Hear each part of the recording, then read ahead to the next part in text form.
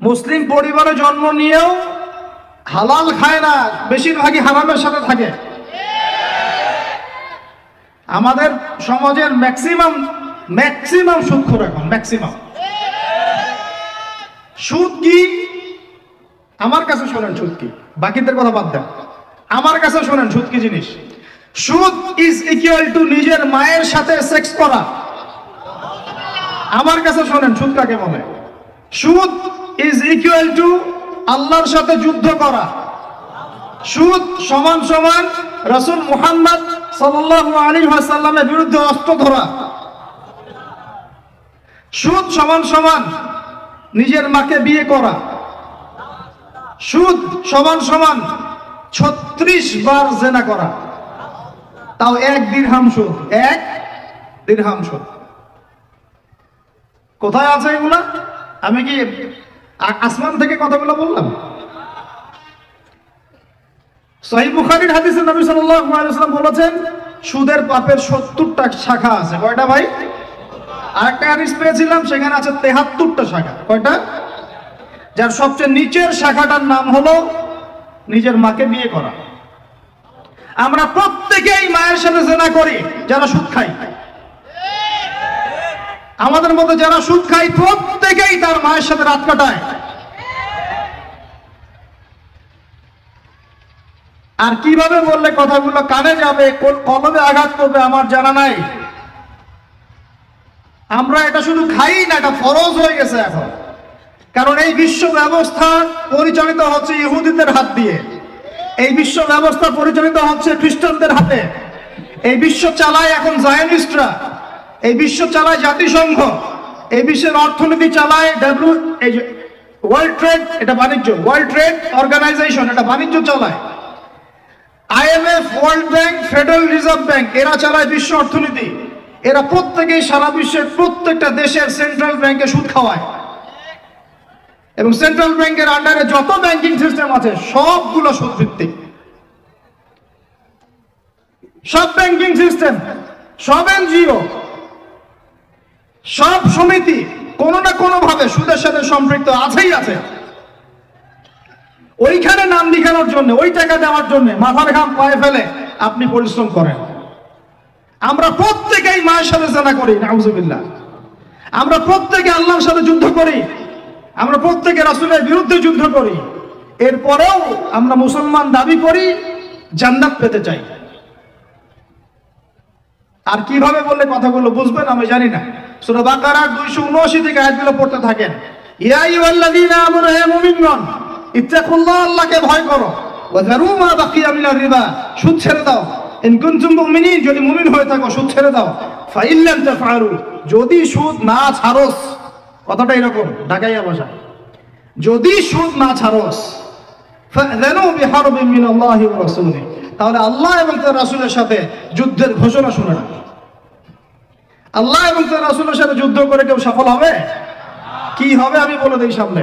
ইয়ামহাকুল্লাহু রিবা ওয়া ইউরবিস সাদাকাত, আল্লাহ পাক সব সুদগুলোকে একেবারে সমূলে ধ্বংস করবেন। দেখে নিয়েন, পুরো বিশ্বের অর্থ ব্যবস্থা পড়ে যাবে। এই ওয়ার্ল্ড ব্যাংক যা দেখছেন, world bank, federal reserve, dollar, এগুলো সব পড়ে যাবে, একেবারে ধসে যাবে দেখবেন। আর অর্থ ব্যবস্থার উপর একচ্ছত্ব অধিকার নিয়ে নেবে ইহুদিরা, জায়নিস্টরা। ওই যে প্যালেস্টাইন যারা দখল করতেছে, ওরা আস্তে আস্তে সোনা রিজার্ভ করতেছে, সোনা। আমরা তো, আমাদেরকে তো বুঝাইতে হয় যে গোল্ড কয়েন, দিনার, দিরহাম ইসলামিক কারেন্সি। আর কিছু মাথা মোটার মাথায় ওগুলা ঢোকে না। ওরা বলে নতুন কি এগুলা নিয়ে আসলো, এগুলো ইসলামিক কারেন্সির কথা কোরআনেই আছে। ওরা এগুলো করতেছে আর আমরা বসে বসে সুদ খাই। একটা কাগজের টাকা যার মান তার ভিতরে থাকে না, অন্য কোথাও থেকে নিয়ন্ত্রিত হয়, এগুলো বুঝাতে হয়। সুবহানাল্লাহ, মানুষ নামাজের পরে মোনাজাত করতে হবে না হবে না এই বেদাত খুব ভালো বুঝে, মিলাদের বেদাত খুব ভালো বুঝে। মানে এগুলো নিয়ে তুল কালাম করে রেখে দেয় একদম সমাজ। মসজিদ ভাগ হয়ে যায়, মারামারি, কাটাকাটি, কেউ কেউ আবার শহীদও হয়। ঠিক আছে, কিন্তু অর্থনীতির বেদাত বোঝে না, রাজনীতির বেদাত বোঝে না, সংস্কৃতির বেদাত বোঝে না, শিক্ষার বেদাত বোঝে না। কত বড় মাথা মোটা মানুষ। আপনি 1 লক্ষ টাকা আর্ন করেছেন, রেখে দেন আপনার স্ত্রীর কাছে। 1 লক্ষ টাকা আর্ন করতে আপনার সময় লাগছে 12 মাস। প্রতিদিন শ্রম দিয়েছেন 10 ঘন্টা করে, ওয়াইফকে দিলেন, হে ফাতিমা, আয়েশা, মারিয়াম, হে খাদিজা, এই টাকাটা রেখে দাও, আমরা জমাই, সেভ করি। তো সে মাশাআল্লাহ রেখে দিল। 10 বছর পর সে 1 লাখ টাকা বের করে আপনি দেখতে পাচ্ছেন, আরে 1 লাখ টাকা তো 1 লাখ টাকার মানে নাই, এর মান তো কমে 80,000 টাকা হয়ে গেছে। কথা বোঝা যায় না? মাথার উপর দিয়ে যায়? বুঝেন কিছু? ওই যে 20,000 টাকা আপনি হারালেন, ওই 20,000 টাকা আর্ন করতে আপনার সময় দেওয়া লাগে নাই, শ্রম দেওয়া লাগে নাই, তারপরে শ্রম আর সময় গেল কোথায়? আমি যদি আপনাকে বলি, ভাই আপনাকে আমি 1 মাস চাকরি দিলাম, আমার ফার্মে কাজ করেন, 1 মাস কাজ করে আপনার স্যালারি হতো 20,000 টাকা, তা আমি সেটা যদি না দেই, আমি কি জালেম না? আমাকে কি আপনি শ্রদ্ধা করবেন না পিটাবেন? বলেন। এখন যে আপনার এই যে 1 মাসের শ্রম যে চলে গেল, 20,000 টাকা নাই, কে নিল? এটা কি ভ্যানিশ হয়ে গেল আসমানে? ইনফ্লেশন যখন হয়, টাকার মান যখন কমে যায়, মনে রাখবেন কিছু কমলে কিছু বাড়ে, আপনার কমলে কারো বাড়ে, আপনার বাড়লে কারো কমে, এটাই নিয়ম। ব্যবসা করছেন আপনি, আপনি লাভ করলে কেউ লস করবে, কেউ লস করলে আপনি লাভ করবেন, টাকা ঘুরতে থাকবে মার্কেটের মধ্যে। এগুলো বোঝাবে কে? আসলে আমি তো এখানে এগুলা কথা ডিটেলস বলতে পারবো না, আমার আলোচনার টপিক একটা আছে, ওইদিকে যেতে হবে। অর্থনীতি নিয়ে আমাদের এত জ্ঞানের স্বল্পতা, এত জ্ঞানের স্বল্পতা, আর আমরা বিগত 20-30 বছর থেকে এমন এমন বিষয় নিয়ে একে অপরের সাথে লড়াই করতেছি, মূল বিষয় বাদ দিয়ে। আস্তে আস্তে আস্তে আস্তে সুদের জালে আমরা একদম সবাই অক্টোপাসের মতো পেঁচিয়ে গেলাম। এগুলো যখন আমরা মানুষকে কিছু বোঝানোর চেষ্টা করি, এক শ্রেণীর ঘুমটাওয়ালা আছে, জিহাদের নাম শুনলেই পিছন দিয়ে দৌড় দেয়। হ্যাঁ, এই ইহুদিদের সাথে মুসলিমদের যুদ্ধ হচ্ছে এখন, ওই সময় ইহুদিদের পক্ষ নিয়ে কথা বলে। এরা আমাদেরকে বলে যে এরা খারেজি হয়ে গেছে, এদের আকীদা ঠিক নাই, এদের মানহাজ ঠিক নাই। তুমি যে আকীদা লালন করে তুমি ইসরায়েলের পক্ষ নাও, তোমার ওই আকীদার মুখে আমি থুতু নিক্ষেপ করি। তুমি যে মানহাজের কথা বলে তুমি মুজাহিদ ভাইদের বিরুদ্ধে অবস্থান নাও, তোমার এই আকীদার উপর, মানহাজের উপর আমি থুতু নিক্ষেপ করি। ফাইজলামের একটা জায়গা থাকে, ফাইজলামের একটা সীমা থাকে। যখন মুসলিমদেরকে দিনের পর দিন মেরে, বোম মেরে হত্যা করে ফেলা হচ্ছে, এখন তুমি তেল আবিবের পক্ষ নাও, ইসরায়েলের পক্ষ নাও, তো লজ্জা করে না তোমার? যারা মুজাহিদ ভাইদের পক্ষে কথা বলে, ওখানে গিয়ে তুমি মানুষকে আকীদা ঠিক নাই, মানহাজ ঠিক নাই, ইভেন সালাউদ্দিন আইয়ুবী রাহিমাহুল্লাহ সম্পর্কেও মিথ্যাচার করতে লজ্জা করে না? যে মানুষ তার সারাটা জীবন ঢেলে দিল বাইতুল মুকাদ্দাস বিজয় করার জন্য, তার ব্যাপারেও তুমি প্রশ্ন তুলো। কত নির্লজ্জ তোমরা, লজ্জাহীন একটা সম্প্রদায়। যা নুন খাচ্ছ তার গুণ গাচ্ছ, এই তো আর কি বিষয়টা। এই যাদের নুন খাচ্ছ এখন তার গুণ গাচ্ছ। আপনাদের মনে করেন, একটা এক্সাম্পল দিয়ে, মনে করেন যে 71 সালে আমরা বিজয় অর্জন করতে পারি নাই, মনে করেন। এখনো পাকিস্তানিরা আমাদেরকে মারতেই আছে, মারতেই আছে, মারতেই আছে। 71 থেকে এখন কত বছর হলো? 53, 50-55। মনে করেন যে বিজয় এখন অর্জিত হয় নাই, আমাদের ওই বাবারা লড়ছিলেন, দাদারা লড়ছিলেন, লড়তে লড়তে লড়তে লড়তে তারা শহীদ হয়ে গেলেন, কিন্তু ওদের আগ্রাসন থামে নাই, ওরা মারতেই আছে, মারতেই আছে, মারতেই আছে। তারপরের জেনারেশন অস্ত্র নিল, তারপরের জেনারেশন অস্ত্র নিল, তারপরের জেনারেশন অস্ত্র নিল, নিতে নিতে নিতে 2023 পর্যন্ত আসলো। এখন 2023 সালে যে ফ্রিডম ফাইটার, মুজাহিদ, মুক্তি বাহিনীরা ওদের বিরুদ্ধে লড়তেছে, এই বাহিনীর কি আকীদা খারাপ? ওই বাহিনীর মানহাজ খারাপ? ওই বাহিনী পাগলের কাজ করতেছে? ওই বাহিনী সন্ত্রাসী? ঠিক একই কাজ করতেছে ফিলিস্তিনের মানুষরা। সে একই কাজ এই 100 বছর থেকে তারা করে আসতেছে, আর তুমি এখন এসে এদের আকীদা মানহাজ নিয়ে প্রশ্ন তোলো? নির্লজ্জ কোথাকার। বরং বলছে যে এগুলো পাগলের কাজ, তারা নাকি পাগলামি করতেছে। তাদের সন্তানদেরকে তাদের চোখের সামনে মেরে ফেললে তারা কি বসে থাকবে চুপচাপ? বলবে একটা মারছিস ভাই, আরেকটা মার, একটা বাচ্চাকে মারছিস, আরেকটা মার, তাই বলবে? আরে ভাই, নিজে কিছু করতে না পারি, নিজে কিছু করতে না পারি, নিজে অর্থনৈতিক সহযোগিতা করতে না পারি, নিজে ত্রাণ পাঠাতে না পারি, দোয়াও করতে পারে না, মন থেকে সমর্থনটুকু করতে পারে না, এই জায়গায় আসছেন আমরা। এই জায়গায় নামছেন, এত নিচে নেমে গেছে আমরা এখন। কথাগুলো আমি পুরা মানে এই যে অবজার্ভ করতে করতে করতে করতে আর পারতেছি না। মন খারাপ করতেছেন? আল্লাহর কসম করে বলতেছি, আমি আপনাদের কাছে বাহবা পাওয়ার আশা একটা কথা বলতেছি না। আল্লাহর কসম করে বলতেছি, আমি আমার উপরে কোনো বিপদ আসার ভয়েও চুপ থাকতেছি না। আমি আল্লাহর কসম করে বলতেছি যে আমি আপনাদের কাছে দুনিয়াবি স্বার্থে কথাগুলো বলতেছি না। ওয়াল্লাহি আল্লাহর সন্তুষ্টি ছাড়া আমার এই কথাগুলো বলার পিছনে কোনো স্বার্থ নাই। আল্লাহর কসম করে বলতেছি যে ওখানে যারা লড়াই করতেছে এরা সত্যিকারের মুজাহিদ। এদের মতো ভালো মানুষ, সৎ মানুষ এবং সাহসী মানুষ আল্লাহর জমিন এখন আর কেউ বেঁচে নাই। এবং ওদের উপরে যা জুলুম হয়েছে বিগত 100 বছর থেকে, এরকম জুলুম পৃথিবীর ইতিহাসে কারোর উপরে কখনো হয় নাই। এরা এই বিশ্বের নতুন ফেরাউন, এরা এই বিশ্বের নতুন নমরুদ। আল্লাহ রাব্বুল আলামিন এই জালেমদেরকে যেন ধ্বংস করেন আল্লাহুম্মা। আল্লাহ পাক মাজলুমদের উপর নুসরা নাজিল করেন আল্লাহুম্মা। বিষয়টা হচ্ছে এই, আমরা মুসলিম পরিবারে জন্ম নিয়েছি বাট এগুলো বুঝি না। অর্থনীতি হালাল হারাম বুঝি না। আল্লাহ বলছেন সুদ খায়ও না, এটা মায়ের সাথে জেনা করা, আল্লাহর সাথে যুদ্ধ করা, রাসূলের সাথে যুদ্ধ করা, তাও খাচ্ছি দিব্যি। আমাকে বলেন, মনে করেন এখানে একটা বিল্ডিং আছে, এটা একটা পতিতালয়, নাউজুবিল্লাহ। এটা বুঝি কি পতিতালয় কি জিনিস? বুঝেন তো? এখন তো সুবহানাল্লাহ এমন যুগ, এক সময় ছেলেরা মেয়েদেরকে হায়ার করে নিয়ে যাইতো রাত কাটানোর জন্য।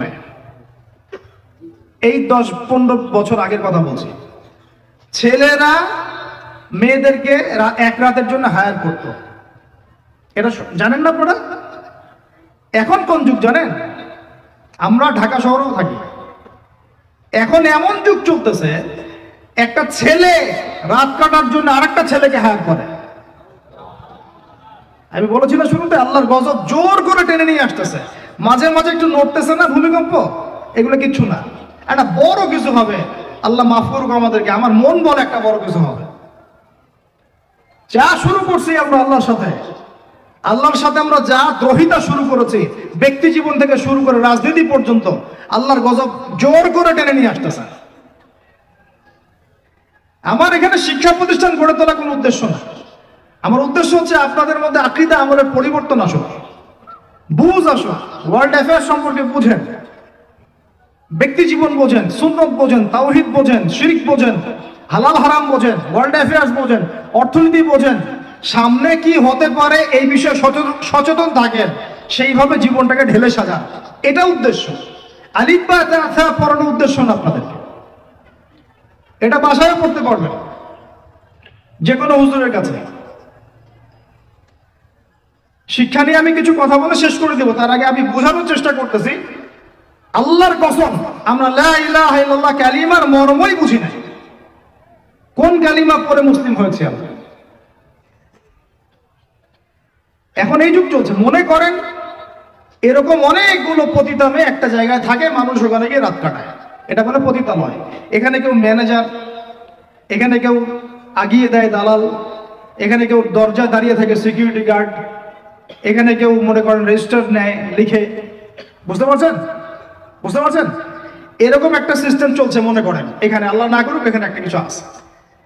তো এখন এই প্রতিষ্ঠানে যে ব্যক্তি লিখে, এই পতিতালয় যে ব্যক্তি পতিতাদের লিস্ট করে, কি করে? ওই ব্যক্তি দাওয়াত করলে আপনি দাওয়াত খাবেন কিনা বলেন, আমাকে বলেন। ওই ব্যক্তি আপনাকে খাওয়ার দাওয়াত করেছে, আপনি খাবেন কিনা? ওখানকার ম্যানেজার, যে ওটা ম্যানেজার, পতিতালয় ম্যানেজার, যে সে ম্যানেজ করে কার পরে কে যাবে, কাস্টমার আসলে ডিল করে, আপনি ওই ম্যানেজারের বাসায় খাবেন কিনা বলেন? আর কেউ আছে ওখানে পতিতা, সে আপনাকে ইনভাইট করেছে, খাবেন কিনা? আর একজন ব্যক্তিকে আপনি স্পষ্ট দেখলেন, সে সেখানে ঢুকলো, কাজ করলো, বের হইল, ওর বাসায় খাবেন কিনা? এখন হাদিস শোনেন, এবার হাদিস শোনেন। নবী সাল্লাল্লাহু আলাইহি ওয়াসাল্লাম বলেছেন, বলেন সাল্লাল্লাহু আলাইহি ওয়াসাল্লাম, চার শ্রেণীর মানুষকে আমি সমানভাবে অভিশাপ করে গেলাম। আমার সাথে বলেন তো কি বললাম? আরো জোরে বলেন। 4 শ্রেণীর মানুষকে আমি সমানভাবে অভিশাপ করে গেলাম। 1, যে ব্যক্তি সুদ খায়, যে ব্যক্তি 2, যে ব্যক্তি সুদ দেয়, 3, যে ব্যক্তি সাক্ষী থাকে, 4, যে ব্যক্তি লিখে রাখে। আর নবীজি বলেছেন 1 দিরহাম সুদ যে খায় সে যেন 36 বার জেনা করলো। এখন বলেন, আপনি সারা জীবন পড়াশোনা করে যে জবটার পিছনে ছুটছেন, আপনার জবটা এর মধ্যে পড়ে কিনা? আমি কি বুঝাতে পারলাম? এরপরেও যদি না বুঝেন আর কিচ্ছু বলার নাই। ছোট্ট একটা হালাল ব্যবসা করেন, ছোট্ট একটা হালাল কৃষিকাজ করেন, মাথার ঘাম পায়ে ফেলে খান, একটা বই লিখেন, বই লিখে হাদিয়া নেওয়া জায়েজ আছে, সমস্যা নাই। অথবা আপনি মাদ্রাসায় পড়ান, মাদ্রাসায় পড়িয়ে আপনি মাসিক অনারিয়া নিতে পারবেন, সমস্যা নাই। বা সরকারি কোনো জব করেন, সৎ থাকেন, দুর্নীতি করেন না, ঘুষ খায়েন না, যতটুকু সরকার দিচ্ছে নিয়ে নেন, ব্যাস ঠিক আছে, কোনো সমস্যা নাই। মালের জাকাত আদায় করেন, যার যার হক তাকে তাকে দেন, ইনশাল্লাহ কোনো প্রবলেম নাই। আল্লাহর দোহাই লাগে ভাই সুদের কাছে যায় না। আল্লাহর দোহাই লাগে ভাই কিসের কাছে যায় না? আমার সাথে বলেন, আমরা সুদ থেকে তওবা করতেছি। হে আল্লাহ, আমরা সুদ থেকে তওবা করছি। হে আল্লাহ, আমরা শিরক থেকে তওবা করছি। হে আল্লাহ, আমরা বেদাত থেকে তওবা করছি। আমরা হারাম খাওয়া থেকে তওবা করছি, জেনা থেকে তওবা করছি, আমরা ব্যভিচার থেকে তওবা করছি, বেনামাজি থেকে তওবা করছি, যাকাত না দেওয়া থেকে তওবা করছি, সমস্ত কবিরা গুনাহ থেকে তওবা করছি। অটল থাকতে পারবেন তো ইনশাআল্লাহ? যদি ওয়াজ এক কান দিয়ে ঢুকে আরেক কানে বের করে দেন, আমার এখানে আসাও মূল্যহীন, আপনার এখানে আসাও মূল্যহীন। এই আয়োজনের কোনো মূল্য থাকবে না। বরং কালকে আমাদের মাঠে এই মাটিটা যেখানে বসে আছি আমরা এখন, এই আমার চেয়ারের নিচের মাটি, আপনার বসার স্থানের নিচের মাটি আল্লাহর কাছে অভিযোগ পেশ করবে। এইখানে এই আলোচনা হয়েছিল, তারপরেও তারা সংশোধিত হয় নাই। আর আমার জন্য আরো বড় বিপদ, দোয়া করবেন যেন আমি এই বিপদ থেকে নিজেকে রক্ষা করতে পারি। যা বলেছি তার উপরে নিজেকে আমল করতে হবে। আল্লাহ পাক আমাকে তৌফিক দান করুন, আপনাদের সবাইকে তৌফিক দান করুন। মুসলিম পরিবারে জন্ম নিয়ে ভাই ইসলামের মর্মটা বোঝার চেষ্টা করি। আল্লাহ পাক তৌফিক দান করুন। কালিমা শিখবেন, তাওহীদ শিখবেন, সুন্নাত শিখবেন, হালাল খাবেন। আল্লাহ পাক তৌফিক দান করুন।